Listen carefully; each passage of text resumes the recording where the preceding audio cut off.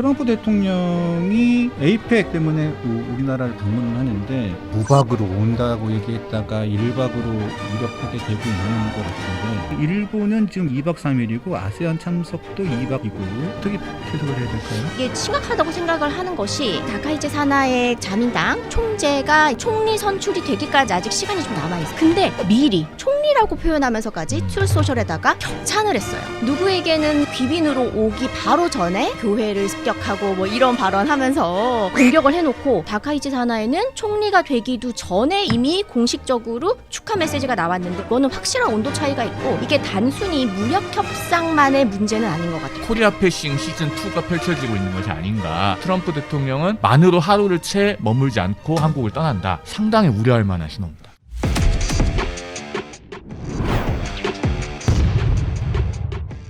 관세 협상 관련돼서 얘기를 좀 나누도록 하겠습니다. 트럼프 대통령이 에이펙 때문에 우리나라를 방문을 하는데, 이거 무박으로 온다고 얘기했다가 1박으로 오는 방향으로 이제 좀 유력하게 되고 있는 것 같은데, 이거 굉장히 충격적입니다. 그렇죠. 네.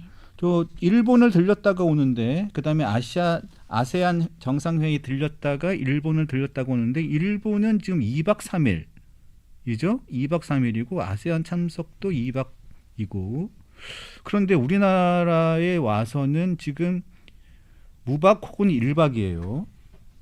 이거는 그러면 아세안 본 회의에도 다자회담에도 참석을 안 하고 간단 말이에요. 네. 그렇죠. 이거는 그러면 거의 뭐 우리나라에는 큰 관심이 없다는 그런 얘기인데, 이거 어떻게 해석을 해야 될까요? 원래 트럼프 대통령이 다자회담보다는 유엔 총회에서도 하실 말씀 그냥 쭉 다 하고 자신에게 3번이나 실수했다 이런 발언 하시고 그냥 갔잖아요. 근데 뭐 물론 뒤 만찬이 있었지만, 근데 원래가 양자회담을 선호하는 것으로 알려져 있는 분이기는 해요. 그런데도 이 날짜만 놓고 보면은 그래도 우리가 이전까지는, 지난해까지는 미국의 최해국, 이제는 이제 바깥 해를 써가지고 쨍하고 해 뜰 날에 해를 써가지고 최해국이 됐다라는 그런 댓글까지 돌고 있는데, 뭐 그래도 이전까지의 한미 동맹이나 이런 여러 가지 관계를 봤을 때는 정말 우리나라에 처음에는 얼마 전까지는 12시간 정도 있다 간다 이런 보도도 많았거든요. 네, 이런 걸 보면은 정말 좀 차이가 많이 나고요. 특히 저는 좀 정말 이게 심각하다고 생각을 하는 것이, 우리 그 다카이치 사나의 그 자민당 총재가 이제 임명이 되고, 보통은 그러고 한참 뒤에, 그러니까 총리 선출이 되기까지 아직 시간이 좀 남아 있어요. 원래 15일이잖아요. 그렇죠. 네. 근데 미리 다카이치 사나의 그 총재가 된 것, 총리라고 표현하면서까지 트루소셜에다가 격찬을 했어요. 저는 이것을 보면서 확실한 온도 차이를 느꼈던 게, 이게 입금이 되고 안 되고의 문제를 떠나서 누구에게는 심지어는 귀빈으로 오기 바로 전에 이런 말을 올렸잖아요. 교회를 습격하고 뭐 이런 발언하면서 공격을 해놓고, 지금 일본한테는 너무나도 축하한다라고 하면서 최초의 여성 총리 선출, 탁월한 지혜와 강인함을 지닌 매우 존경받는 인물, 이것은 놀라운 일본 국민들에게 대단한 소식, 모두 축하한다. 정말 트럼프의 이게 말인가 싶을 정도로 극찬을 했단 말이에요. 그렇죠. 네. 그런데 우리 정부 입장으로 보면은, 다카이치 사나에는 총리가 되기도 전에 이미 공식적으로 축하 메시지가 나왔는데 우리는 언제예요? 3,500국 플러스 알파 하겠다고 할 때 7월 30날에 그게 올라왔단 말이에요. 그때 미국 시간으로. 그래서 이거는 확실한 온도 차이가 있고, 이게 단순히 무역 협상만의 문제는 아닌 것 같아요. 전 이 온도 차가 외교적으로 그리고 국방에 대해서도 여러 가지 좀 우리가 알지 못하는 그런 말들이 많이 오가고 있다라고 저는 해석이 됩니다. 즉 일본에는 사흘, 한국은 기껏해야 하루, 뭐 이런 정도를 보면 거의 제가 보기에는 한국에 오는 이유가 시진핑 만나러 오는 것 같아요. 그렇죠. 네. 그리고 뭐 심지어는 김정은을 만나는 것도 배제하지 않는다라고 하는 설도 계속 흘러나오고 있잖아요. 그러면은 기름 경유하러 오시나? 일종의 지금 코리아 패싱 시즌2가 펼쳐지고 있는 것이 아닌가 하는 우려가 굉장히 크게 들고, 이게 지금 심각하게 느껴지는 것은 이재명 정권이 자초한 것이 아닌가 하는 우려 때문에 그렇습니다. 지난번에 뉴욕에 그 유엔 총회 참석하러 갔다가 트럼프 대통령이 주재하는 만찬에 불참했잖아요. 맞아요. 거기 전 세계 135개국의 대표단이 그 환영 만찬에 줄지어서 참석을 했습니다. 그런데 우리 대통령은 거기 가질 않았어요. 그러면 트럼프 대통령 입장에서도 굳이 한국에 와서 장시간을 들여서 이재명 대통령을 만나고 싶겠는가? 우리가 이 부분을 한번 짚어봐야 되고 그다음에 말씀하신 것처럼 지금 다카이치 사나이 총재는 아직 정식으로 일본 총리가 된 게 아닙니다. 총리가 아니죠. 다음 달에 이제 총리 선출이 되는 거죠. 그러면은 뭐 잘해야 총리 내정자인데 어쨌든 일본에 2박 3일을 가요.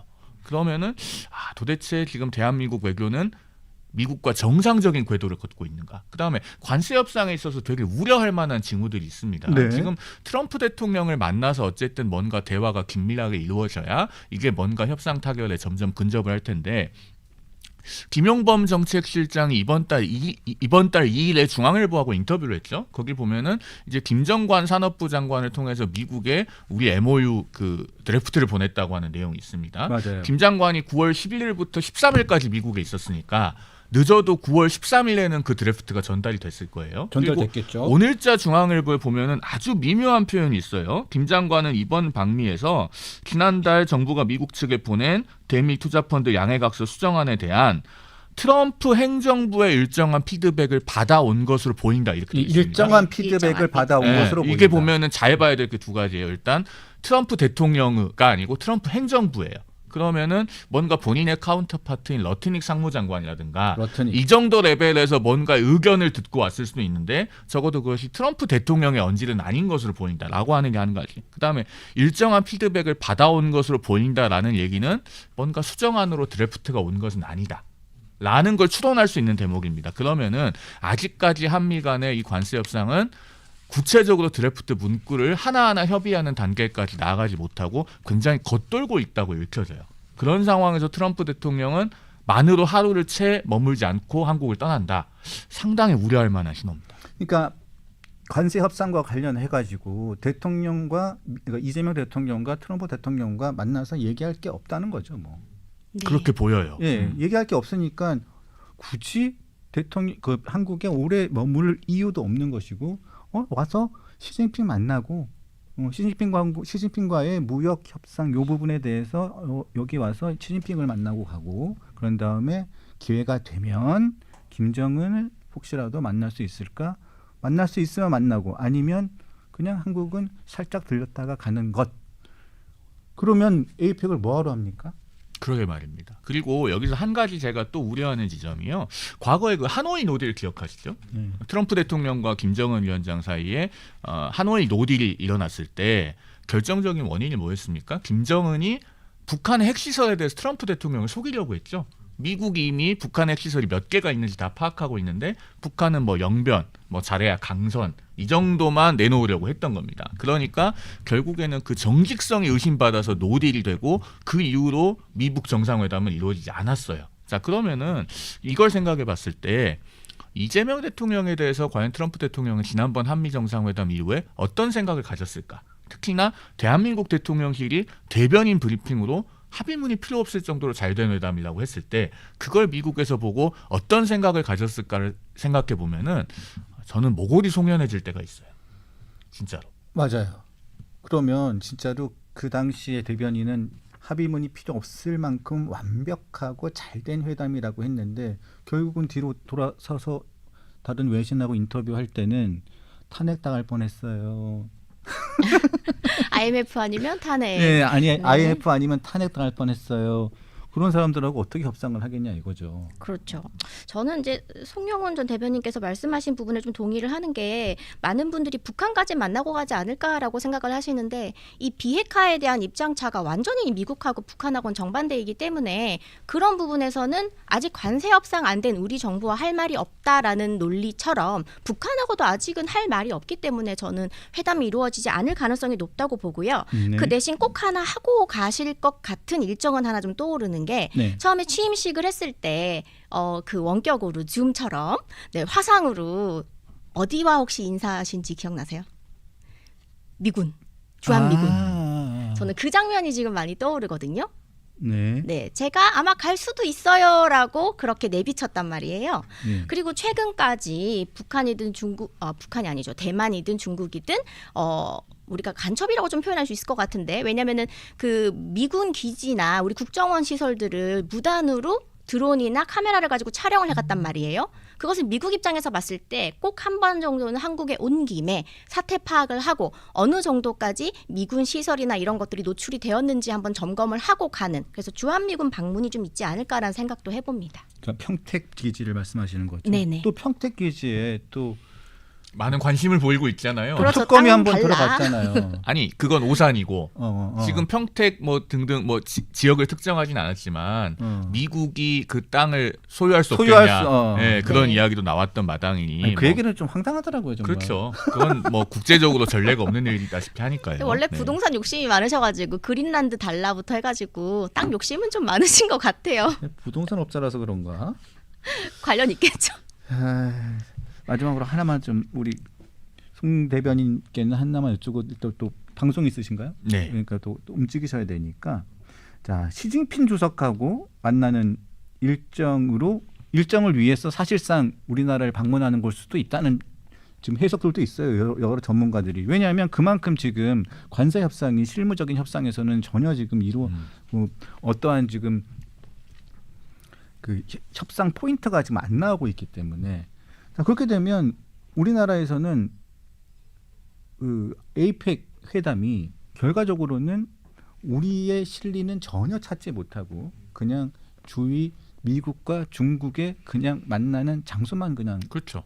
물리적 장소만 제공해주고 제공하는. 에이펙 자체는 속빈 강정이 될 우려가 있는 거죠. 그리고 만약에 이제 에이펙 본 행사가 31일부터던가요? 그 이전에 트럼프 대통령과 시진핑 주석이 만나서 거기서 뭔가 중요한 합의점이 나온다. 그러면은 일종의 사전 무대 성격인 그 미중 정상회담에 모든 스포트라이트가 쏠리고 그 다음에 트럼프 대통령이 떠나고 나면은 에이펙은 상대적으로 주목을 못 받게 되는 거예요. 그러면 주최국인 대한민국 입장에서는 상당히 큰 손실입니다. 그리고 지금 그래서 지금 시진핑도 국빈 방문을 하느냐 안 하느냐도 지금 정해지지 않은 상태에서 그래서 신라 호텔도 지금 노쇼 사태가 난 거잖아요. 호텔 경제학에 의하자면 활기가 돌아서 잘 된 건 아닌가요? 2번 돌았죠. 네. 그래서 지금 신라 호텔도 그런 상황이 난 거고 제가 보기에는 그래서 경주로 가는 상황이 된 거고 거기서 그냥 시진핑 주석과 트럼프 대통령이 만나고 그냥 트럼프는 빠이빠이 안녕 그리고 다시 쉥 가는 게 아닌가. 그렇게 되면 에이펙은 그냥 준비만 실컷 해놓고 우리끼리의 잔치가 되는 게 아닌가 좀 안타깝긴 합니다. 지금 내일 이제 북한은 열병식 하잖아요. 네. 리창 총리하고 메드베데프 대통령을 좌우에 아마 앉혀놓고 김정은이 열병식을 할 텐데 한반도가 그러면 한반도를 중심으로 해서 이제 북중러와 한미일이 노골적으로 재정렬되는 그 단계에 들어서 있습니다 이미. 그런데 북중러는 이렇게 드러내놓고 아주 끈끈하게 밀착해 있고 반면에 지금 한미일은 굉장히 그 결속이 느슨해질 수 있는 요소들이 많이 생겨 있잖아요. 한미 관계가 예전만 같지 않고 그다음에 다카이치 사나의 총리 내정자가 앞으로 어떤 그 대한 관계 스탠스를 가져갈지가 아직은 불확실성이 있고 이런 상황에서 정말 대한민국 외교가 중심을 잘 잡아야 됩니다. 그런데 여기서 북한에만 굴종적으로 잘 보이려고 하고 우리 군이 굉장히 많은 안보 자산을 포기해가면서 무리하게 합의를 했다가 그나마 무효화시켰던 그 9.19 군사합의 이런 것부터 우리가 선제적으로 복원하겠다는 이런 대통령 하에서는 과연 이 북중러가 노골적으로 밀착해 있는 상황을 잘 대처해 나갈 수 있을지 걱정이 큰 것이죠. 네. 네. 자 알겠습니다. 그 송영훈 변호사님 여기서 보내드리고요. 저기 그 김 대변인과 잠깐 더 이야기를 나누도록 하겠습니다. 오늘 나오셔서 감사드립니다. 다른 데 가서도 계속 나라 걱정 열심히 하도록 하겠습니다. 네, 감사합니다. 감사합니다. 네, 감사합니다.